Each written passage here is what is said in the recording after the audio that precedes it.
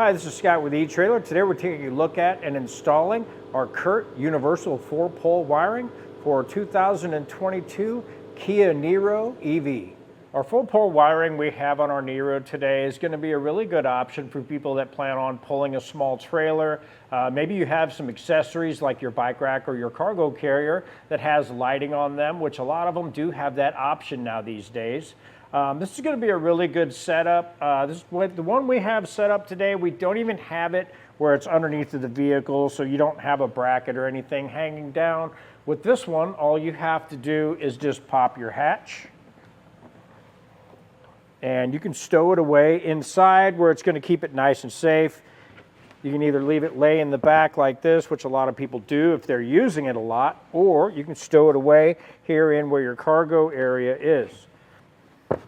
If you have any questions or comments about this 4-pole wiring for your Kia, you can always get a hold of us here at eTrailer. One of our experts would be glad to help you out, or you could always leave a comment down below and we'd love to get back with you.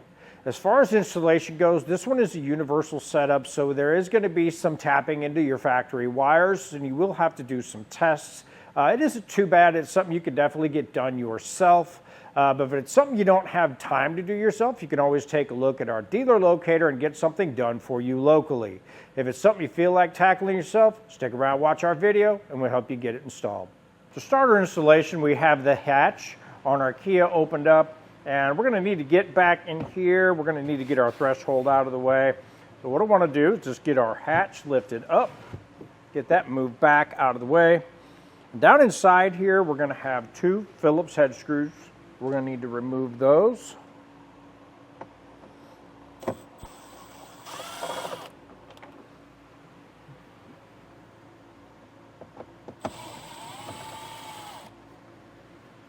Each side we're going to have these trays we're going to need to remove as well. And each one of those are going to be 2 Phillips head screws.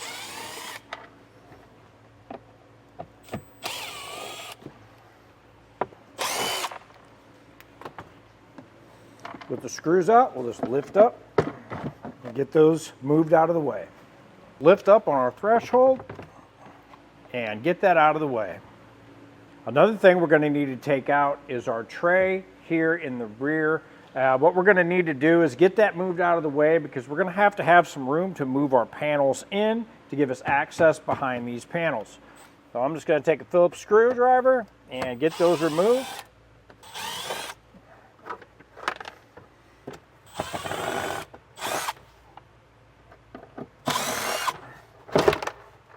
Now we'll lift that out of the way.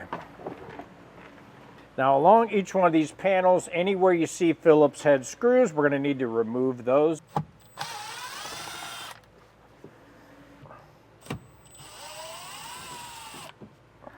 So now I just pulled back my panel and I felt around and found our harness that leads over to our brake light, and I went ahead and undid that. So now I'm just going to go through and do some tests and see what circuit that our tail light, our brake light, and our turn signal runs off of. Testing our post inside of our plug, and we are getting blinking out of that. So our blue wire with the orange stripe will be our left turn signal. The rest of our testing we went through, and we did find out that our solid green will be our brake signal that will run to our box, and then our tail light signal will be green with a black stripe. So these will be our wires that we'll be tying into. Now one thing I wanted to show you too is once we pull back this gray panel, right behind here you're going to have a 10mm and you're going to have another one that's kind of hidden right back in here. So make sure you don't forget those. And after we get those out, it's going to make our panel a lot easier to pull back.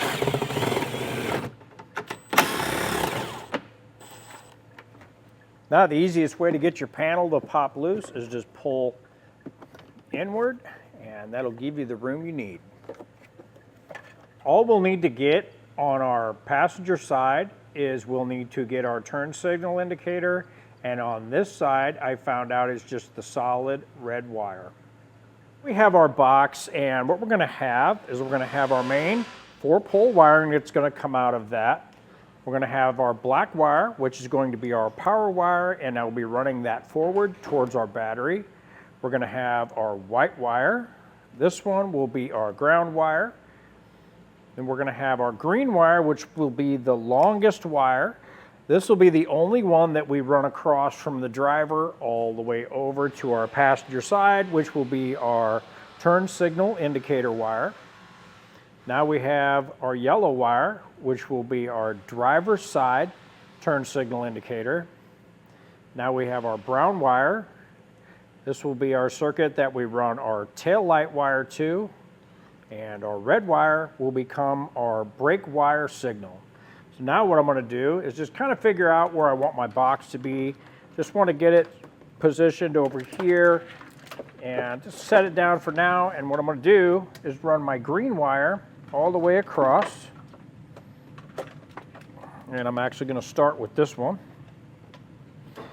Now, after we tested, we did decide that our solid red wire behind here is going to be our turn signal indicator. So now what I want to do is I just want to take one of my wire taps out of my kit. Sometimes you need to pull the little blade up just a little bit and get that to go down into my wire.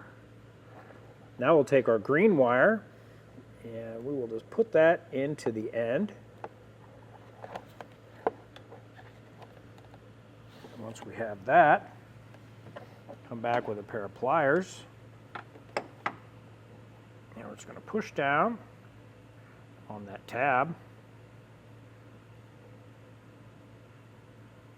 And that's going to bite into both of our wires. And you got to push down on that pretty hard, get that to click.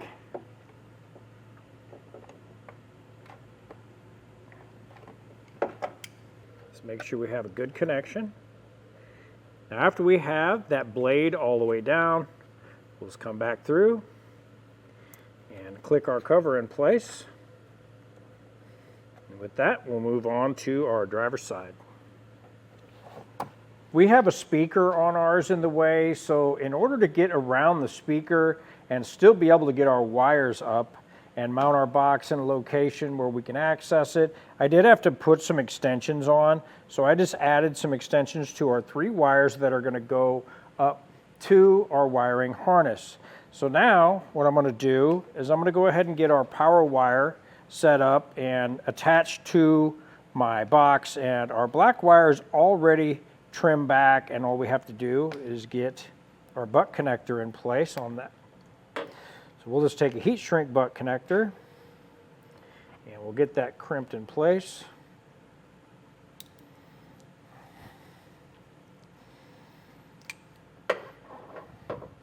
Now I'll take my extension wire, strip that back.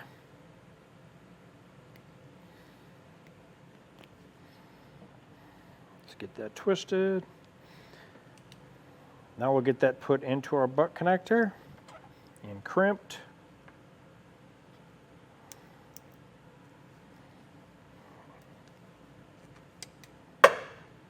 Now I'll take my heat source and we'll get that shrink down. Now this heat shrink butt connector won't come in the kit, but I do recommend using those, so you may want to pick a couple of these up. They work really good. What they do is they're going to shrink down around your wire, and it's going to give you a good waterproof seal, and it's going to help resist corrosion. And it's just the way to go if it's going to be running outside of the vehicle. So anytime we have anything outside or could go outside of the vehicle, we like to use these heat shrink butt connectors. Now we found a grommet that we're going to get our power wire to go down through. I'm going to go ahead and get that pushed through. Now I was going to try and poke a little hole in the grommet. Our grommet did pop out and fall down through, which is okay. I'll end up just running the grommet up our line once we get our line down. So that's no problem at all. It's going to actually make it a little bit easier for me to get a hole in that grommet. Our grommet that popped through ended up being just a little valve, and it's just going to have a little rubber flap. So all I'm going to do is just take my wire and I'm going to run that down onto that, and then when I run this all the way up, I can just push it right back up into the bottom of our car.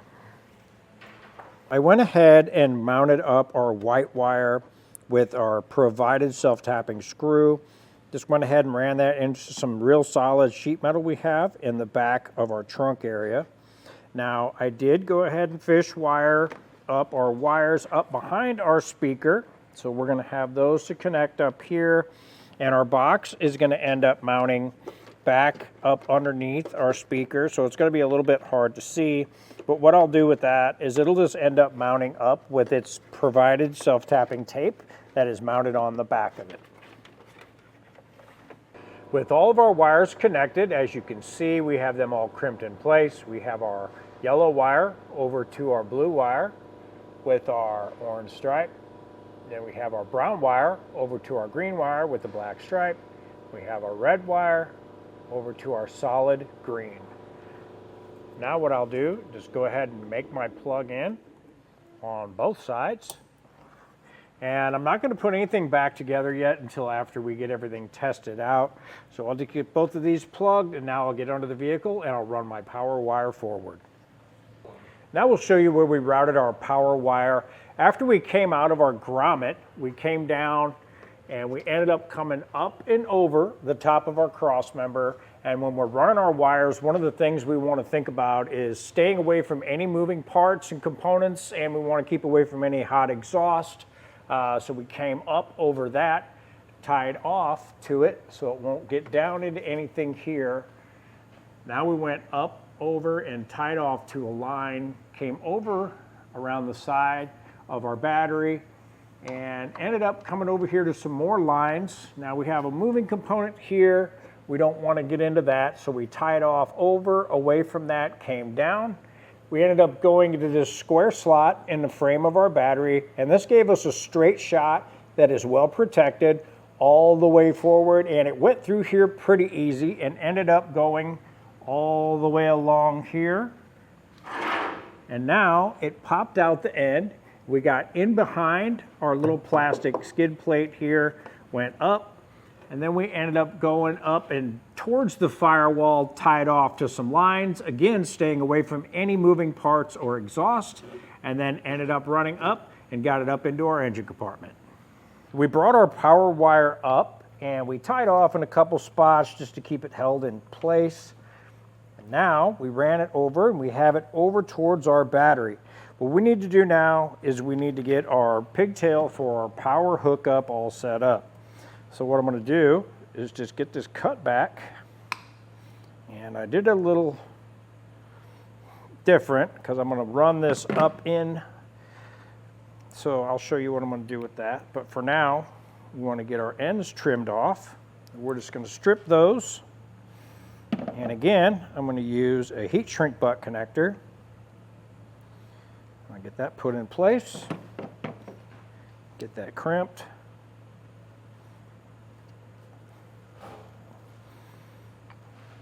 Now on my other end, the longer end, I'm going to get that stripped back as well.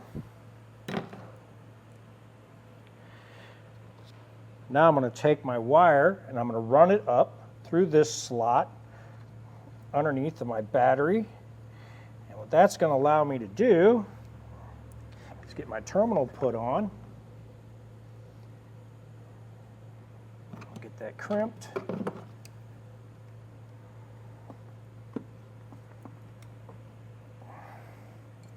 Now that I have my terminal on, I'll be able to get it attached and have it run down through, and I won't have to trim my battery cover. So now I have my other end. I'll just cut off a little bit of our power wire, strip the end off, and I'll get it crimped to our powered end.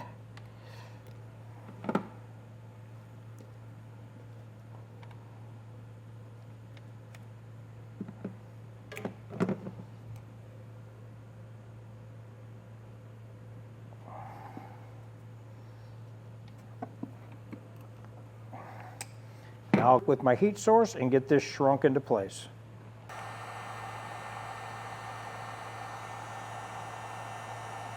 Just going to take a socket, have a 12mm socket, and back off that nut.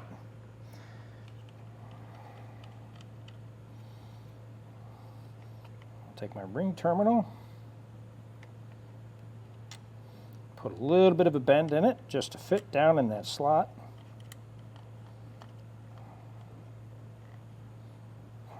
And we'll get that tightened down. Now we can go ahead and get our fuse installed and cover our cap on our fuse. Now we'll test our wiring and make sure everything works. And with our tester, we'll check our lights. I'll turn my lights on. I'll do left turn. I'll do right turn with brakes, and left turn with brakes. All of our lights are functioning. With everything tested out and working, we'll come back through and get everything put back in reverse order that we took everything out. And that was a look at our Curt universal 4-pole wiring for 2022 Kia Niro EV. I'm Scott with eTrailer, and thanks for watching.